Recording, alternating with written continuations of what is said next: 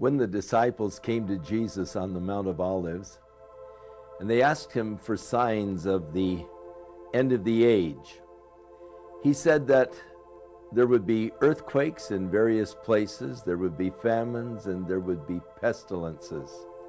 Of course, we see that there are major earthquakes that are increasing at an alarming rate in the last few years. Earthquakes of great magnitude. Of course, in the earlier years, people say, well, they've always had earthquakes. True, but we are now seeing an increase in major earthquakes, and thus we need to realize that these earthquakes that are shaking the world are a part of the whole prophetic scheme. Earthquakes with a magnitude of 8.0 or greater on the Richter scale are classified as great by the USGS. These are enormous quakes, and if we chart the frequency of these great quakes during the last 30 years, we note a significant increase. However, due to the relatively short period of accurate tracking, we are not able to establish conclusive trends, but we can say for certain that this generation is witnessing great earthquakes. When one looks at a geophysical map of the Earth, it appears like planet Earth is a hard-boiled egg that's been dropped on the floor too many times.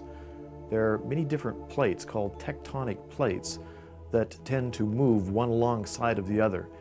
And it's along these areas of movement, the tectonic plate lines, that a major part of the earthquake activity occurs.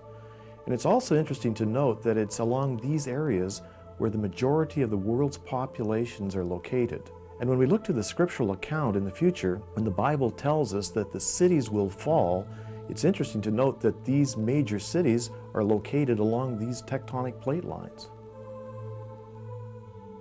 My biggest concern is when I hear about the earthquakes increasing, and when I look back many years ago, I can't recall that many happening. I think natural disaster, I mean, for every century there's like tons of them, so you can't do anything about it. It's natural. That's why you say natural. I think the Earth is trying to tell us to wake up.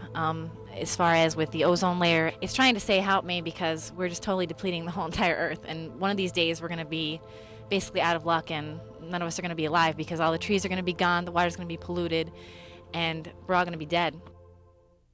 In Revelation chapter 11, verse 18, we read, "The nations were angry, and your wrath has come, and should destroy those who destroy the earth." God knew that man, left unchecked in his selfishness and greed, would eventually destroy the earth. And we watch as man continues to ravage the environment, giving no concern for the future generation. It is a matter of fact that this generation has done more to destroy planet Earth than any generation before.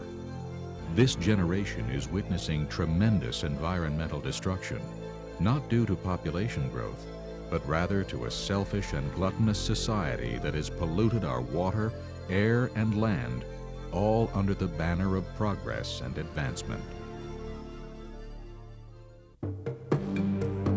One of the concerns that we have with the depletion of the ozone layer is that we know that ultraviolet radiation increases, and that ultraviolet radiation actually causes skin cancer. And it's interesting, according to the Bible, in the book of Revelation, that the Bible talks about sores breaking out on the flesh of people. So certainly it's a possibility that this very scenario that's taking place is preparing us for something which is yet to come. Of course, if there were a major exchange of nuclear weapons, this would dramatically decrease the ozone blanket that protects and shields the Earth, and it would be even more dangerous for people to have any exposure to the sun. Already we are having skin cancers and so many problems that have developed because of the increased radiation now, but it's going to increase even more according to the prophecies in the book of Revelation. Concerning the very last days, we read in Revelation chapter 16, "Then the fourth angel poured out his bowl on the sun, and power was given to him to scorch men with fire. And men were scorched with great heat. They blasphemed the God of heaven because of their pains and their sores, and did not repent of their deeds. One of the things that concerns people today is to see the erratic changes that are taking place in weather. Almost every day when we turn on the television or read the newspapers, we find that something is taking place in the world where there is a great catastrophe occurring. These are exactly the kinds of things that Jesus talked about, the warning signs which would indicate that the time of his return was soon. Several prophetic references are made that imply an increase in chaotic weather in the last days. Jesus said, "For in those days there will be tribulation, such as has not been since the beginning of creation." And the Apostle Paul writes that the whole creation groans and labors with birth pangs, eagerly awaiting the redemption. Just as a woman's birth pangs increase in frequency and strength as the time of delivery draws near, so too, the Bible tells us, the creation will groan and labor with increased frequency. Even the Apostle John in the book of Revelation writes of noises, thunderings, lightnings, earthquakes, hail, and fire during Earth's final days. The following quote was taken from the December 1994 issue of World Watch, a collection of press reports compiled by the environmental group Greenpeace from 6 continents between 1990 and 1994, displays a remarkable litany of the highest floods, longest droughts, most severe wildfires, and worst heat waves ever recorded. They go on to say that since the late 80s, hurricanes have struck various parts of the world with alarming frequency.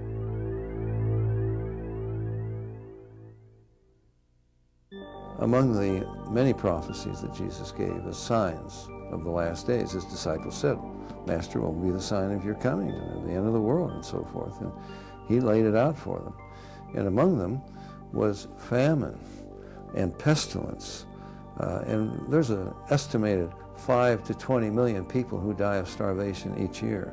As far as pestilence is concerned, I mean, everybody knows about AIDS. That's an amazing virus that has struck in the last days. We are reading constantly of the tremendous famines that are gripping different areas of the world, and along with those, of course, the viruses, the HIV, and many different viruses that we have not really found yet the answer for. So these are all signs of the soon return of Jesus Christ.